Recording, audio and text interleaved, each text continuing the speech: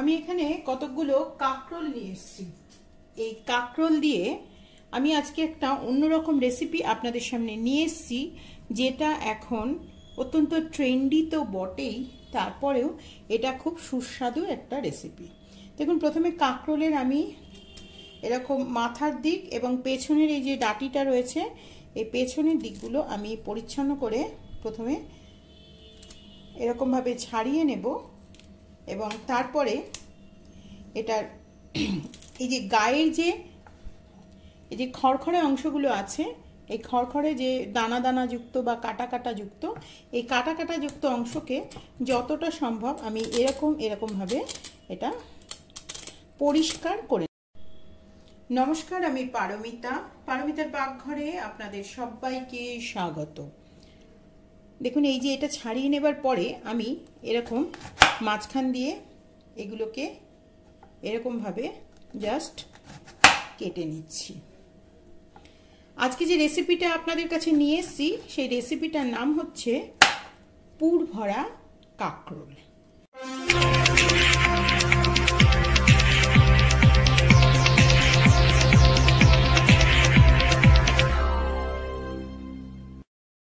আচ্ছা, এখানে কিছুটা জল কিন্তু ফুটছে। এই জলের মধ্যে আমি একটু সামান্য সল্ট এর মধ্যে দিচ্ছি। দেওয়ার পরে আমি এই সল্টটার ভেতরে এই যে এগুলো ছাড়িয়ে রাখলাম, এইগুলো আমি দিয়ে দিচ্ছি।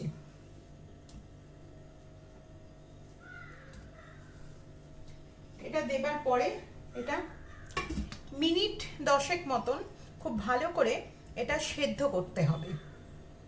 এই বেসনের ব্যাটারটা তৈরি করার জন্য আমি এখানে অ্যারাউন্ড 4 স্পুন মতন বেসন, এই বেসনটার মধ্যে আমি এখানে ছোট স্পুনের 1 স্পুন খাবার সোডা দিচ্ছি।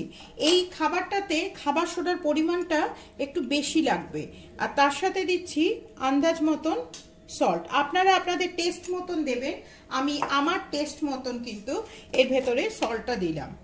এরপরে দিচ্ছি আমি কালো জিরে। এই যে কালো জিরেতে একটা খুব সুস্বাদু হয় অবশ্যই যে কোনো ভাজা জাতীয় খাবার। এরপরে দিতে হবে লঙ্কার গুঁড়ো। আমি এখানে দিচ্ছি লঙ্কার গুঁড়ো সামান্য একটু পরিমাণে, দেখুন অত্যন্ত সামান্য পরিমাণে একটু হলুদের গুঁড়ো, আর দিচ্ছি সামান্য পরিমাণে একটু জিরের গুঁড়ো। এই প্রত্যেকটাই কিন্তু একটু ফ্লেভার দেবে। আর তার সাথে দিচ্ছি আমি একটা ছোট চামচের 1 চামচ আদা এবং রসুনের পেস্ট। এই দিয়ে আমি একটা সুন্দর অল্প অল্প করে জল মিশিয়ে একটা সুন্দর ব্যাটার তৈরি করে নেব। একেবারে বেসনে জল দিলে কিন্তু সেটা লাম্প পাকিয়ে যাওয়ার একটা সম্ভাবনা থাকে, ডালা পাকিয়ে যেতে পারে। সেই জন্য আমি এটাকে ধীরে ধীরে জল দিয়ে এটা বানিয়ে নেব। এই একটা ঘন ব্যাটার তৈরি হয়ে গেছে। এই ব্যাটারটা আমি মিনিট 5 থেকে মিনিট 10 এইভাবে রেখে দেব। দেখুন, এটা প্রায় মিনিট 15 মতো সেদ্ধ হয়ে গেছে। এবারে আমি গ্যাসের ফ্লেমটা বন্ধ করে দিয়ে, একটু ভাপ উঠছে, এই অবস্থাতে আমি এই কাকরোলগুলোকে ঠান্ডা হবার জন্য প্রায় 10 থেকে 15 মিনিট এইভাবেই রেখে দেব। এগুলো ঠান্ডা হয়ে যাওয়ার পরে দেখুন, আমি এই যে ভেতর থেকে এইরকম প্রত্যেকটারই এরকমভাবে এই যে ভেতরের যে শক্ত বীজের অংশগুলো আছে, এই বীজের অংশগুলোকে আমি দেখুন ভালো করে এরকমভাবে এই যে কুড়ে নিচ্ছি। কুড়ে মানে ভেতরটা থেকে বার করে নিচ্ছি, বাইরের খোলসটা নয়, ভেতরের যে অংশটা আছে ওই অংশটা দেখুন বার করে নিচ্ছি। এই যে এইভাবে একদম পরিচ্ছন্ন করে, এটা একটু ক্র্যাক হয়ে গিয়েছে কিন্তু এই যে এইটা দেখুন, এইটা এইভাবে পরিচ্ছন্ন করে এগুলো কিন্তু সেদ্ধ। মিক্সির জারের মধ্যে আমি কিছুটা নারকেলের কুচো করে নিয়েছি। অ্যারাউন্ড 3 থেকে 4টে এরকম লম্বা মতন নারকেল দেওয়া আছে। এরকম করে হিসেব নেই, আপনারা আপনাদের ইচ্ছে মতন দেবেন। এরপরে এই যে এইটা দিলাম, এই যেগুলো ছাড়িয়ে নিলাম এইগুলো আমি এর মধ্যে দিচ্ছি। যে ভেতরে যে বীজের অংশগুলো এগুলো আমি এর মধ্যে দিয়ে দিলাম। দেওয়ার পরে সামান্য একটু, সামান্য দেখুন খুব সামান্য পরিমাণে একটু সল্ট, আর খুব সামান্য পরিমাণে কিছুটা কোচানো লঙ্কা, কিছুটা। এই যে একটা সুন্দর তৈরি হয়ে গেল। এবারে আমি এটাকে প্রথমে একটা বাটির মধ্যে বার করে নেব। সমস্ত যে পেস্টটা বানিয়ে নিলাম এটা এখানে এর মধ্যে রইল, এর সাথে রইল কিছুটা পেঁয়াজ কোচানো দিচ্ছি আমি এর মধ্যে কিছুটা, আর দিচ্ছি কিছুটা লঙ্কা ছোট ছোট করে কাটা। এর সাথে আমি দিচ্ছি সামান্য, অলরেডি কিন্তু সল্ট দেয়া রয়েছে তাই বুঝে সল্টটা দিতে হবে, সামান্য একটু সল্ট দিলাম। তার সাথে আমি দিলাম সামান্য লঙ্কার গুঁড়ো টেস্টের জন্য, আর দিচ্ছি সামান্য জিরের গুঁড়ো, খুব সামান্য পরিমাণগুলো দেখবেন, আর দিচ্ছি অতি সামান্য পরিমাণে গরম মশলা। এটা হচ্ছে ভেতরের যে স্টাফিংটা বা পুরটা তৈরি হচ্ছে সেটার জন্য আমি এটা তৈরি করে নিলাম। এর মধ্যে কিন্তু হলুদ আপনারা অবশ্যই দেবেন না, কারণ হলুদ দিলে কাঁচা একটা গন্ধ ছাড়বে।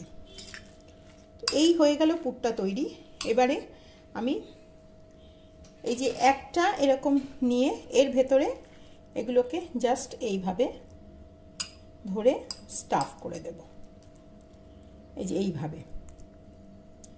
এইভাবে ধরে এটাকে আমি এরকমভাবে স্টাফ করে দেব একদম। এটা এইভাবে একটা একটা করে আমি প্রত্যেকটাই এইভাবে ভালো করে, পুরটা কিন্তু বেশ অনেকটা করেই দেবেন, তাহলে কি হবে, খুব বেশি দিলে ওভারফ্লো হয়ে যাবে, অনেকটা করে দেবেন, তাহলে যখন এটা খাবেন আপনারা খেতে খুব সুস্বাদু হবে। এই প্রসঙ্গে বলে রাখি আমি এটা ফ্রাইড বানাচ্ছি। আপনারা যদি অতিরিক্ত হেলথ কনসাস হন তাহলে এটাকে না ফ্রাই করে আপনারা এটাকে মাইক্রোওভেনে বা কোনো স্টিমারের মধ্যে আরও যদি মিনিট 5-10 আপনারা এটাকে একটু বয়েল করে নেন তাহলেও কিন্তু এটা একটি অত্যন্ত সুস্বাদু খাবারও তৈরি হবে। দেখুন এখানে তেলটা গরম হচ্ছে। এই যে বেসনটা দেখুন আমি প্রায় 15 থেকে 20 মিনিটের ওপরে কিন্তু এটা রেখে দিয়েছিলাম। এবারে আমি এর মধ্যে খুব সামান্য পরিমাণে চালের গুঁড়ো মিশিয়ে নিচ্ছি। এই চালের গুঁড়োটা শেষকালে দিলে কি হবে, এই যে ক্রিপসিনেসটা বজায় থাকবে, সেজন্য আমি লাস্টে চালের গুঁড়োটা মেশাবার সাথে সাথে দেখুন এই যে বেসনের যে ব্যাটারটা আমি বানিয়েছিলাম এর ভেতরে কিন্তু এই ব্যাটারটা আরও ঠিক হয়ে গেছে। এই থিকনেসটা কিন্তু এই খাবারটার জন্য এইগুলোকে এরকম বেসনের মধ্যে খুব ভালো করে কোট করে নিয়ে, কোটটা খুব ভালো হতে হবে, যতটা ভালো পারবেন, অনেক সময় হয় না, যতটা ভালো পারবেন করে নিয়ে এগুলোকে এরকমভাবে ধীরে ধীরে এগুলোকে ভেজে নিতে হবে। এই যে এইভাবে ধীরে ধীরে আমি এগুলোকে ভেজে নেব।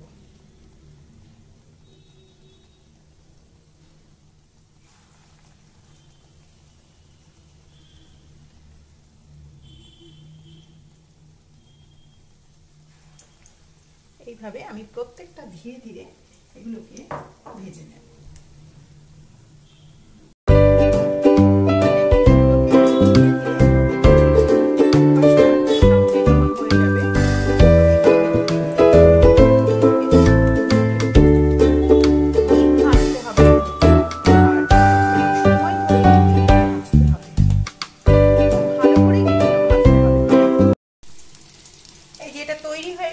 এবারে আমি এটা আস্তে আস্তে করে তুলে নিচ্ছি। এই হচ্ছে আমার পুর ভরা কাকরোল। দেখুন এই যে ভেতরটাও, যে কোনো রকম গরম ভাতের সাথে, ডাল বা সামান্য কিছু তরকারির সাথে এইটা একটি অত্যন্ত সুস্বাদু খাবার। এই হলো আমার আজকের রেসিপি, যে রেসিপির নাম হচ্ছে পুর ভরা কাকরোল।